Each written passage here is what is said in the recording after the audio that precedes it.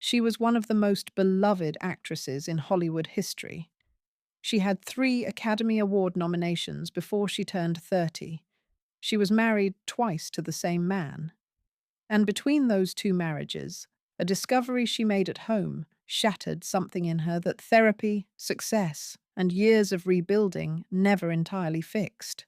What happened inside the marriages of Natalie Wood, behind the glamour and the fan magazine covers and the fairy tale public romance, is a story of a woman who loved deeply, was hurt profoundly, and who spent her life searching for the kind of stability that the world she lived in made nearly impossible to find.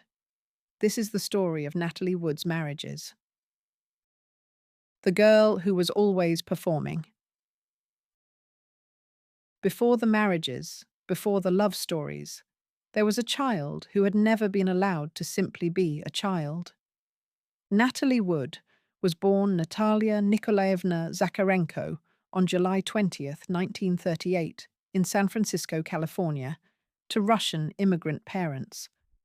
Her father, Nikolai, was a carpenter who had crossed the Pacific from Russia with very little and built a modest, stable life in the American West.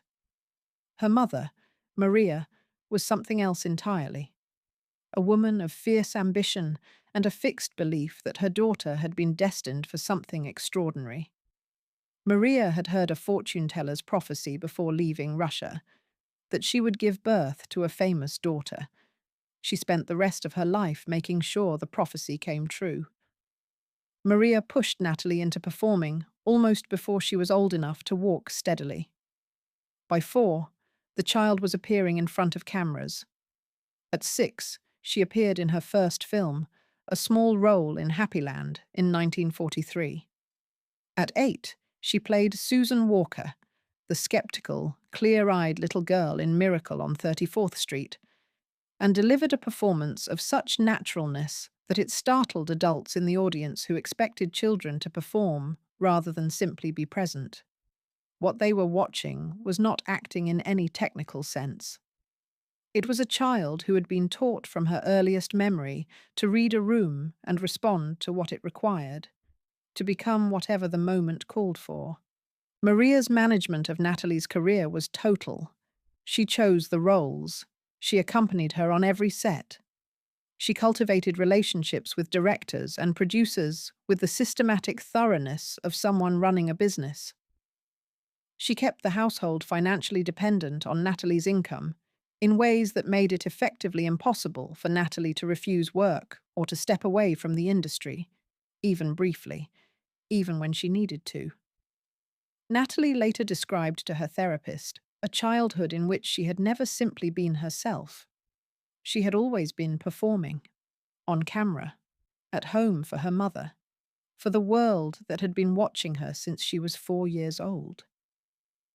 What Maria also passed along, alongside the ambition and the discipline, was a terror, a specific, physical, deeply embedded terror of dark water.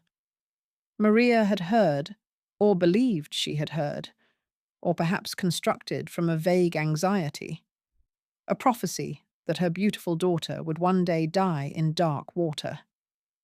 She communicated this to Natalie with enough force and frequency that the fear became part of Natalie's nervous system.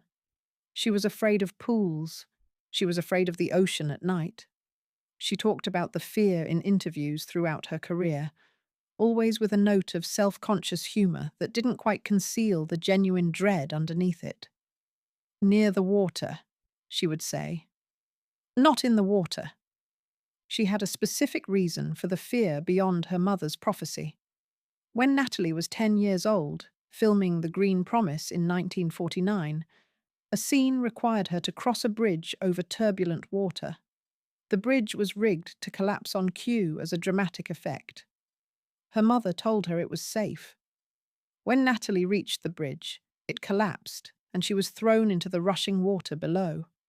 She was pulled out quickly, physically unhurt, but the experience left a fracture in her relationship with moving water that only deepened over the following decades. Some of her close friends believed the fear was one of the few things she never found a way to fully manage. despite years of therapy and deliberate self-examination. As a teenager, she made the transition from child actress to serious dramatic performer, a move that most child stars fail to make, and that Natalie navigated through a combination of genuine talent, intense personal determination, and the professional connections her mother had spent years building. She competed for and won roles that would go to adult actresses. She studied her craft with real seriousness. She read plays and poetry and worked to develop the interior life that distinguishes a genuine actor from a performer who simply knows where to stand and when to speak. By her mid-teens, she had been recognized by directors as someone capable of inhabiting emotional complexity on screen. At 15, she appeared in Rebel Without a Cause alongside James Dean, who was 19 years older than her, and held her own in scenes that required her to convey the full weight of adolescent desperation and longing. She received an Academy Award nomination. She was not yet 17 years old. At 18, she went on a date with a young actor named Robert Wagner, and the world she had built her entire identity around shifted on its axis in ways she could not yet understand. Robert Wagner and the First Fairy Tale. Robert Wagner was 26 when he met Natalie Wood on an arranged date at a Hollywood party in 1956. He was tall, conventionally handsome in the way that the 1950s studio system valued and promoted, and possessed of a natural ease in social situations that was its own form of charm. He was under contract at 20th Century Fox, making westerns and adventure films that kept his name on the marquee without fully testing whatever he was capable of. He was charming in the uncomplicated way that the era rewarded. Natalie had carried a crush on him since she was 10 years old. She had seen his photograph in a fan magazine and told her mother, in the direct and certain way of children, that she intended to marry him when she grew up. Maria had apparently not forgotten the declaration. When the opportunity arose to arrange a meeting years later, she reportedly helped engineer it. When it finally happened, Natalie was 18 and Wagner was 8 years older, and the chemistry between them was immediate enough that they left the party together and stayed in each other's orbit for the next year. They dated through 1956 and 1957, and the romance was covered by the fan magazines with an enthusiasm that reflected the industry's recognition that they were the ideal public couple. The young blonde actress who had grown up on screen and the dashing leading man, both photogenic, both at the right stage of their respective careers to generate maximum public interest. The Hollywood machinery of the 1950s understood celebrity pairings as products to be managed and sold, and Natalie and Wagner were among the finest examples of that product available. They married on December 28, 1957. Natalie was 19 years old. Wagner was 27. The ceremony took place in Scottsdale, Arizona, and the press coverage was extensive and rapturous. They honeymooned on a rented yacht, a detail that carries its own complicated irony in the light of everything that followed, and set up home together in Beverly Hills. The early years of the marriage looked, from the outside, exactly as the fan magazines described them. A golden Hollywood couple at the beginning of their lives together, young and beautiful and visibly happy. But from the inside, the pressures were significant and arriving from multiple directions simultaneously. The central imbalance was professional, and it grew steadily as the years passed. When they married, both were rising stars. Within a few years, Natalie's career accelerated into a different orbit entirely, while Wagner's remained at the level it had occupied when they married. She was nominated for the Academy Award for Best Supporting Actress for Rebel Without a Cause in 1955. In 1961, she would be nominated for Best Actress for Splendor in the Grass. In 1963, she would be nominated again for Love with the Proper Stranger.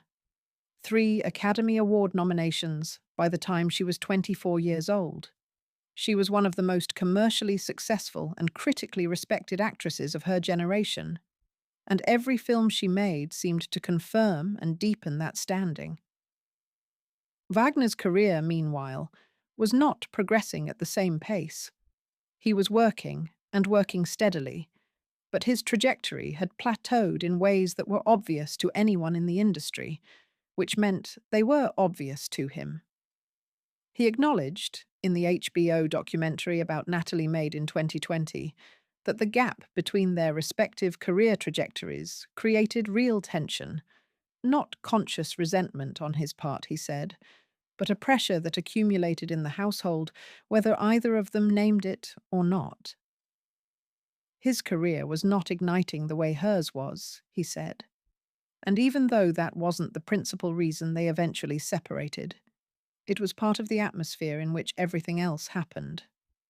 But the professional imbalance, real as it was not the deepest fault line in the marriage. The discovery that changed everything. In 1961, not long after Natalie had completed work on Splendor in the Grass, the first marriage to Robert Wagner ended suddenly and in circumstances that were kept private for decades. The public version of events, the version that fan magazines reported and that neither Wagner nor Natalie directly challenged at the time, was that the marriage had broken down under the pressures of their respective careers, and that Natalie had been involved with her Splendor in the Grass co-star, Warren Beatty. The Beatty affair story circulated widely and persistently. Natalie did not confirm it. She did not deny it. She allowed it to stand as the explanation for a collapse that had a very different explanation, and it became, over time, accepted as the truth by an industry and a public that had no reason to look for another version. But it was not the truth. The true account of what ended the first marriage, as documented by biographer Suzanne Finstad in her extensively researched biography of Natalie Wood, and supported by reporting from multiple sources, including the actress's own sister Lana Wood, was something entirely different. Natalie had come home to find her husband in an intimate encounter with another person. The person was a man. The shock of the discovery, in her own home, without any warning or preparation, without any framework for understanding what she was seeing, was not simply the shock of infidelity.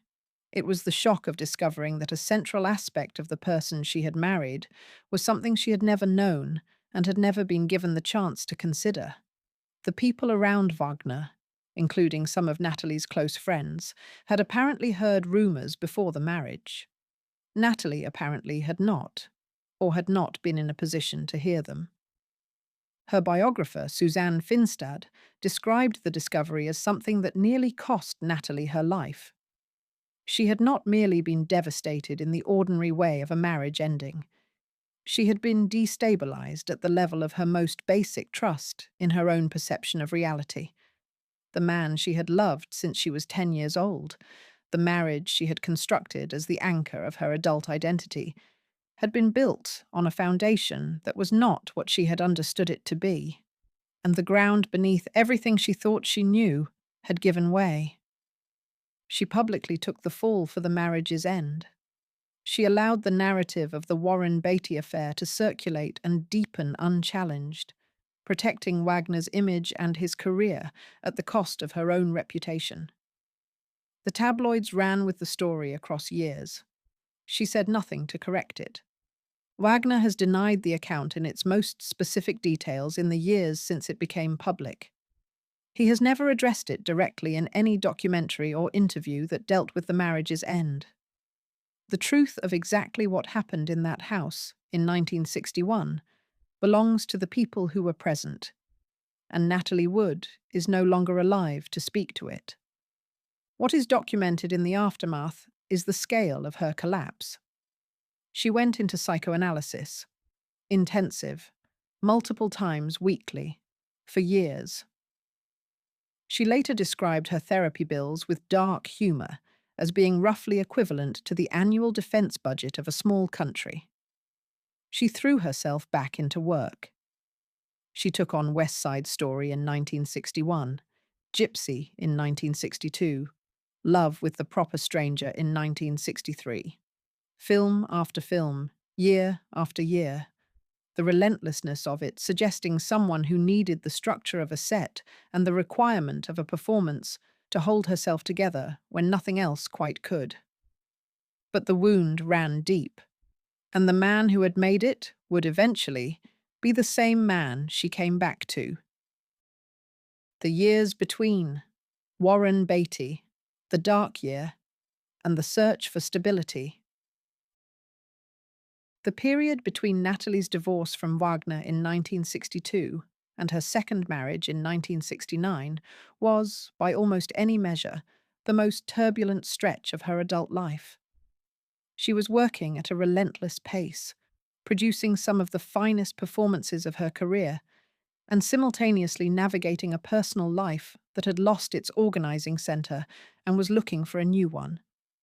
She did have a relationship with Warren Beatty after her marriage ended, the irony being that the affair the public had assumed destroyed the marriage only began after it was already over.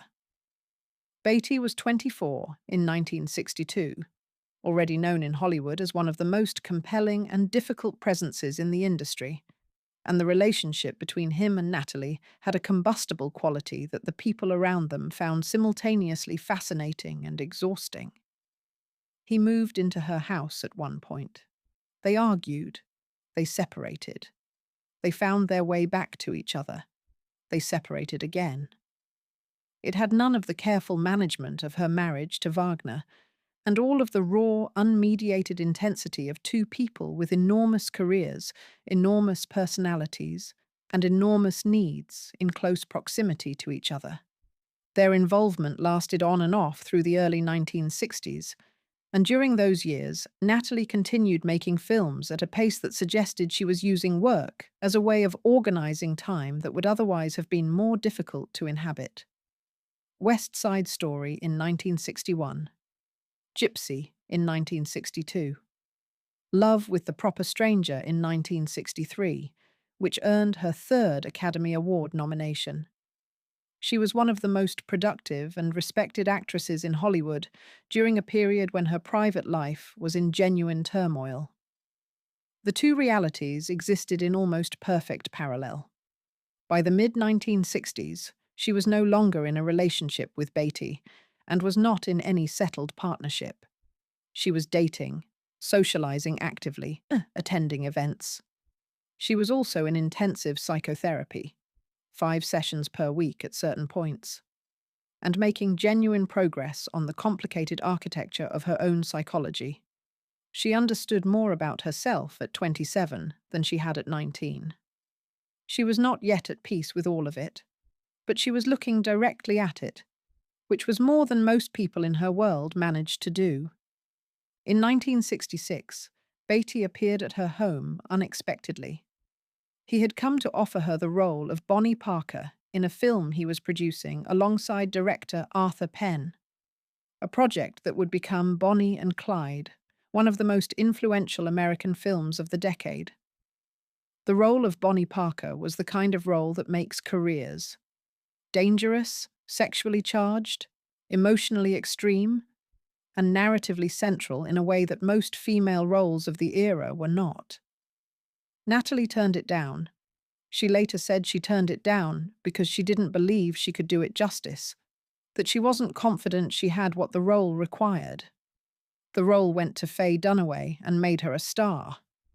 The visit from Beatty, the role she passed on, the particular weight of encountering him again at a moment when her life felt unmoored, whatever the combination of factors was, the night ended badly. Natalie took an overdose of barbiturates. She was found and taken to a hospital. She told her sister Lana, afterward, that she had not wanted to be alive at that moment. She recovered physically. She returned to therapy. She went back to work. She processed what had happened with the same methodical commitment she brought to understanding everything else about herself. And she moved forward. By 1968 and 1969, she was genuinely rebuilding. She made Bob and Carol and Ted and Alice, a sophisticated adult comedy drama about marriage and intimacy and the performative nature of both, that became one of the most talked about films of its year. She was socializing actively, attending events with the particular energy of someone who has survived something and wants the world to know it without making a speech about it. And at one of those events, through a mutual friend, she met a British film producer named Richard Gregson. Richard Gregson, The Marriage That Was Supposed to Work. Richard Gregson was a British film producer and theatrical agent who had made a name for himself working with significant talent on both sides of the Atlantic. He was thoughtful, articulate, and operating from a professional world that overlapped with Hollywood without being entirely consumed by it. He had a kind of settled intelligence that was different from the charged, competitive atmosphere that surrounded most of the men Natalie had known professionally.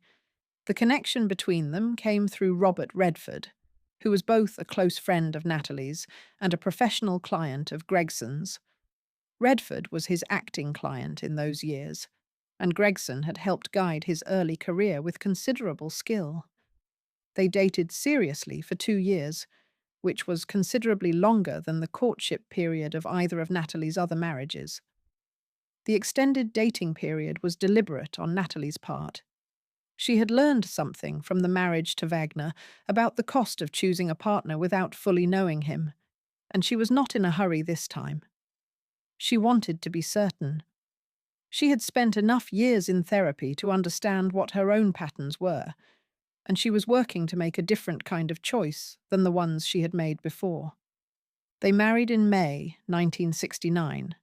Redford served as best man.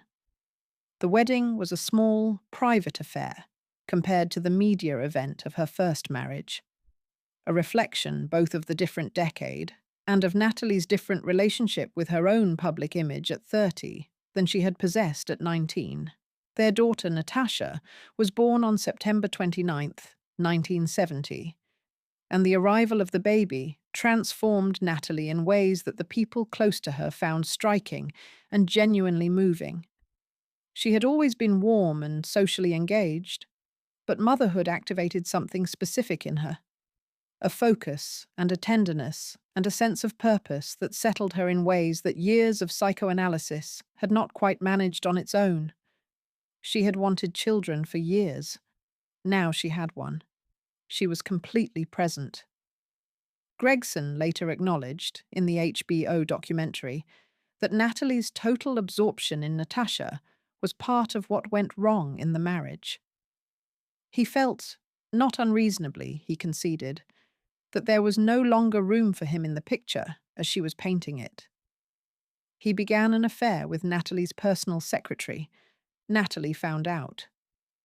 The source of how she discovered it varies between accounts. Some say she overheard a phone conversation, others describe a more direct confrontation. What is documented is her response. She told Gregson to leave and had police patrol the house for a week afterward to ensure he didn't come back. The move was decisive and without ambiguity. She was not going to negotiate with infidelity, not again. The divorce was finalized in 1972. Gregson returned to England. Their daughter Natasha, named with a version of Natalie's own mother's original name as a quiet tribute, would be raised by Natalie and, eventually, by Wagner, who adopted her when he and Natalie remarried, giving the child his name and his daily presence in the way that her biological father, across an ocean, could not. The reunion, the second marriage to Wagner. When Natalie Wood and Robert Wagner found each other again in 1972, they were both in their 30s and had both come through their respective post-divorce years bearing the evidence of what they had been through. Wagner had married actress Marion Marshall in 1963, not long after his divorce from Natalie. They had a daughter together, Katie, born in 1964. That marriage had also ended in divorce in 1971. Wagner was, by the early 1970s, finding more consistent success in television than he had on the big screen. It Takes a Thief had made him a recognizable and well-regarded figure on American television. But he had been living, in some ways, in the shadow of a marriage that had never been entirely put to rest. The reconnection happened at a party in Palm Springs in 1972. Both of them were newly single, both of them still carrying unresolved emotional weight from a relationship that had ended in ways that neither of them had been able to fully close. Natalie accepted an invitation to his house afterward. They talked in the way of two people who had known each other for 15 years and had a great deal of accumulated history to work through, about their marriages, about what had gone wrong and why, about what they understood now that they hadn't understood in their 20s. Natalie later told friends that what she encountered in that conversation was a man who had genuinely changed. The first time, she said, she had married a boy.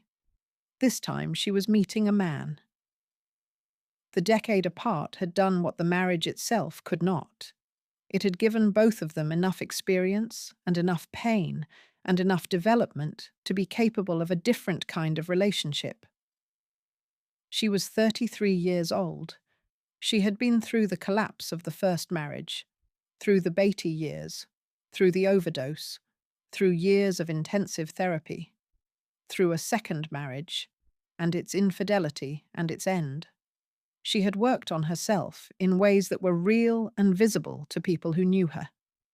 She was not the 19-year-old who had married for the first time in Scottsdale. They remarried in July 1972, on a boat, again, in the particular way that the water kept appearing in the margins of her life, with very little fanfare compared to the spectacle of the first wedding. They chose the Academy Awards ceremony earlier that year as their first public appearance as a reunited couple, arriving together before the remarriage was publicly official. And the response from Hollywood was warm in the way that people respond to a love story that seemed finished but turned out not to be. Courtney Brooke Wagner was born on March 9th, 1974, the only biological child they shared together. The household they built through the 1970s was, by the accounts of everyone who spent time in it, a genuinely warm one. Natalie threw herself into homemaking with the same total energy she had always brought to performance. The holiday celebrations were elaborate. The birthday parties were productions. She read fairy tales at bedtime. She was present.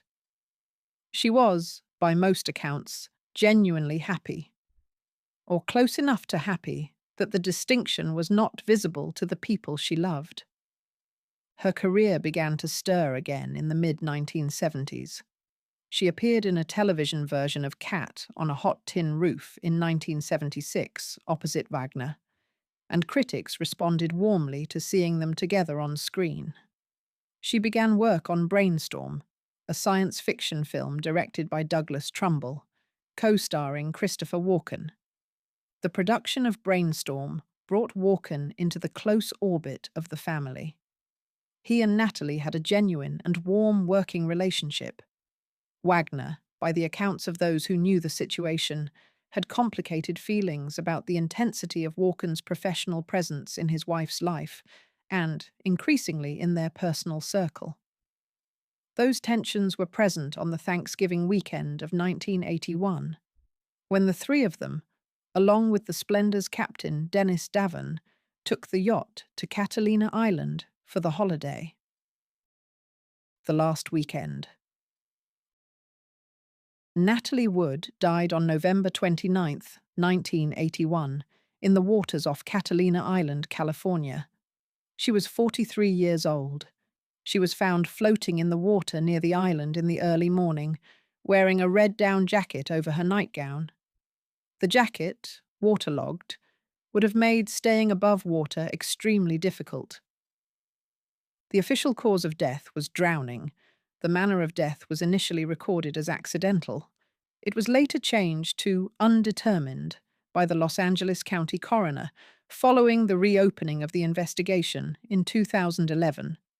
The people aboard the yacht that night were Robert Wagner, Christopher Walken, and the Splendor's captain, Dennis Davin. The sequence of events as told by Wagner and the sequence as told by Davin differ in significant ways, particularly regarding the timeline of when Natalie was discovered missing and when calls for help were made. The investigation was officially reopened in 2011.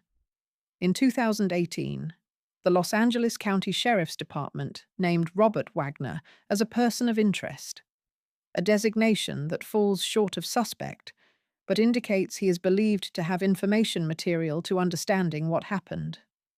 Wagner has maintained that he does not know what happened to his wife and that he did not harm her. No charges have ever been filed. The case remains open. The truth of those hours on the Splendor in November 1981 has not been established to the satisfaction of either the legal system or the investigators who have continued to examine it. What is established, and what carries its own particular weight in the context of Natalie's life, is this. The woman who had been afraid of dark water since childhood, who had described the fear openly in interviews for decades, who would not enter a swimming pool, and who spoke about the phobia with the directness of someone who had learned to live alongside it rather than overcome it.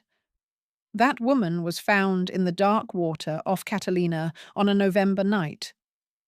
The fear she had carried her entire life was the thing that ultimately found her. The women she became between the marriages.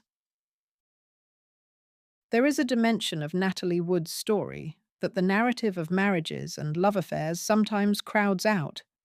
The woman she was building between and beneath all of it, through deliberate effort and sustained self-examination.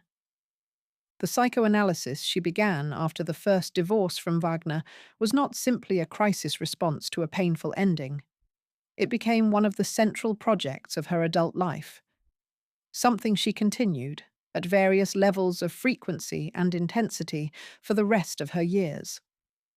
She attended sessions multiple times weekly at certain points, and held to the work even when it was difficult, and even when it cost her more emotionally than she had anticipated. She read voraciously about psychology and human behavior. She came to understand, over years of careful examination, that her own patterns had deep roots. The way her mother's management of her childhood had made it difficult to separate her own desires from what others needed her to want. The way the terror around water was connected to a specific set of experiences rather than simply being an irrational phobia. The way the discovery that ended her first marriage had restructured her basic capacity to trust what she thought she knew about the people she loved. She made a specific and important distinction in her own thinking about the water fear. She loved the ocean from a distance. She loved yachts. She loved sitting near the water and watching it move in the late afternoon light, and feeling the particular quality of silence that exists close to open water. She was simply terrified of being in it, of the darkness of it at night, of the cold, of the specific physical experience of submersion. She worked in therapy to understand the origins of the fear without quite managing to dissolve it. The fear stayed. She lived alongside it with the self-awareness of someone who knew exactly where it came from. She was also, in her professional life, someone who had made genuinely interesting and non-obvious choices throughout her career. The roles she took on across 20 years of film work were not the reflexive ones for a woman of her beauty and her commercial appeal. She played a Puerto Rican girl in West Side Story, a role that required her to occupy a world and a background entirely different from her own. She played a woman who becomes pregnant outside of marriage, in love with the proper stranger, bringing a moral complexity to the character that another actress might have softened into sentiment. She played a married woman navigating questions about intimacy and commitment in Bob, and Carol and Ted and Alice. She was not only choosing glamorous roles, she was choosing roles that required her to inhabit complicated emotional situations and find the truth of them without the protection of easy sympathy. Brainstorm, the film she was completing at the time of her death, represented another kind of professional ambition: science fiction, a genre she had never worked in before, exploring ideas about consciousness, memory, and what it means to experience another person's inner life. She was 43 years old and still choosing work that pushed her into unfamiliar territory rather than settling into the commercial comfort of the image she had already established. She was also, by the accounts of those who spent time with her in the final decade of her life, genuinely happy in ways that had not always been available to her. The second marriage to Wagner had given her a domestic stability that she valued with an urgency born from knowing what its absence looked like. The daughters she was raising, Natasha and then Courtney, were the organizing center of her daily life in a way that seemed to genuinely fulfill something in her that the career alone had never reached. The figure who walked onto the splendor for the Thanksgiving weekend of 1981 was a woman who had spent decades being shaped by forces outside her control, a mother who had never stopped managing her, an industry that had never stopped watching her, relationships that had cost her in ways she had spent years processing. She had survived all of it. She had come through the darkest moments and built something real. She had the film career, the marriage she wanted, the daughters she loved. She was 43 years old. She was afraid of dark water, and she had gone out on a yacht for the holiday weekend with her husband and her co-star. What her marriages were. Looking at the full arc of Natalie Wood's marriages, the first to Wagner, the second to Gregson, the third back to Wagner, the picture that emerges is of a woman who was always reaching for a specific thing that the life she lived made extremely difficult to obtain. She wanted to be known, not seen. She had been seen since she was 4 years old. Seen, in Hollywood, is a passive thing that happens to you. Known is different. Known means someone has looked past the performance and found the actual person and chosen to stay. Maria Zakharenko had seen her daughter as a vehicle for a destiny. The industry had seen her as a product to be managed and marketed. The first Wagner marriage had been built on a foundation that turned out to be different from what she understood it to be. The Beatty relationship had been too combustible to become anything stable. Gregson had chosen his secretary. The second Wagner marriage had worked, and had given her more of what she was looking for than anything else she had found, and had lasted until the water took her. The story of Natalie Wood's marriages is not simply a story of romantic misfortune. It is a story of a woman with enormous gifts who had been formed, from the earliest age, by a set of circumstances that made intimacy complicated and trust genuinely difficult. She had spent her entire childhood performing. She had been taught to read rooms and respond to what a situation required, rather than to simply be who she was. She had been given, by her mother, a fear of dark water as a literal inheritance, and she had worked on all of it. She had spent decades in therapy. She had made genuine changes. She had built something real in the second marriage to Wagner, something with daughters and birthday parties and Russian fairy tales and holiday celebrations that Natasha and Courtney have described, in interviews and in the documentary, with a warmth that is unmistakably true. She had done everything she could, and she was still, in the end, found in the dark water. The mystery of her death has kept the story alive in ways that a simpler ending might not have. The investigation continues. The questions continue. Wagner's refusal to cooperate with investigators continues. The answers have not come. What has come, in the years since, in the documentary that Natasha made, in the accounts her daughters have given, in the words of the people who knew her, is a portrait of a woman who was considerably more than a mystery. She was warm and funny and physically affectionate and entirely present for the people she loved. She celebrated everything. She read poetry. She was afraid of dark water. She deserved better than the specific way she died. She deserved, really, the ordinary thing that had always been the most extraordinary thing available to her.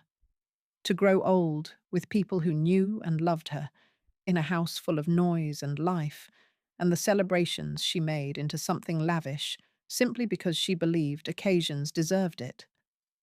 That is the tragic story of Natalie Wood's marriages. If you enjoyed this video, please like and subscribe to our channel so you never miss out on more fascinating stories.